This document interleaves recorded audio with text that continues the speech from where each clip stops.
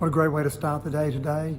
I spent some time at Victoria Park, number 1 Oval with the Clontarf Association, where they were doing laps of Victoria Park from 4 a.m. this morning, that's right, 4 a.m. through to 4 p.m, just to raise awareness of domestic violence. And Clontarf Association does do a fantastic job with young Aboriginal boys here in Dubbo. They're based at the Delroy campus.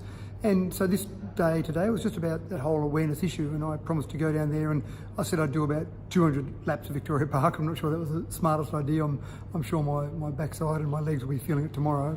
But it was good to ride around there, to spend some time talking to some of the boys, spend some time talking to some of the teachers, and really just to be a part of that, a very small part of that. But I did promise I'd finish my 200 laps by 10 a.m. this morning, and I did do it with about 30 seconds to spare.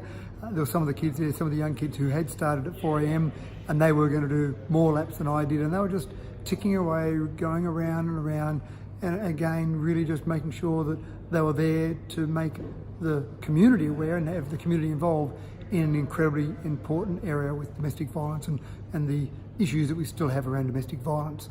I then had a quick shower, get rid of the sweat off me and get out of my cycling clothes, and went down to Wellington and talked to some people. First of all, there, mainly a council issue they had, but it was just in relation to a DA they'd lodged and some money that was coming from the state government, and just tried to go through that with them and give them some advice and help in terms of where they would travel with that.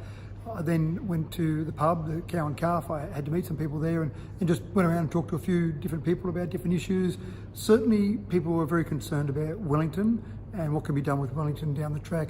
Crime came up as a major issue again, 24-hour policing, and just some of the main street and some of the businesses that aren't there. And I am firmly of the belief, after speaking to many people there, that those two issues are linked. If we have better crime prevention, more people will want to be in shops in Wellington.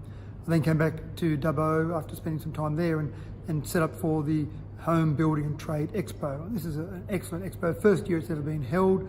It's been set up by the Master Builders Association, and the local president here, the local organiser, was Stuart Crowfoot, and he's done a fantastic job. They had a huge number of stands here, 500 people came through the door. A great opportunity for me with a stand set up here to talk to a lot of people. Some of them were about building issues, some of them were about home ownership and just some of the issues you'd expect to hear around those issues, and some of them were just random issues that were involving the state government. So I've just finished packing up now, and there's still a few people packing up in the theatre, almost 9 o'clock now, so another good 14-hour day today on the campaign trail, including those 3 hours on the bike first thing this morning, but ready for a nice busy day tomorrow where I'll spend some time at the Dubbo markets, and then tomorrow night my Rotary Club's got their Christmas party on, so I'm looking forward to that. This has been Mathew Dickerson, your independent voice.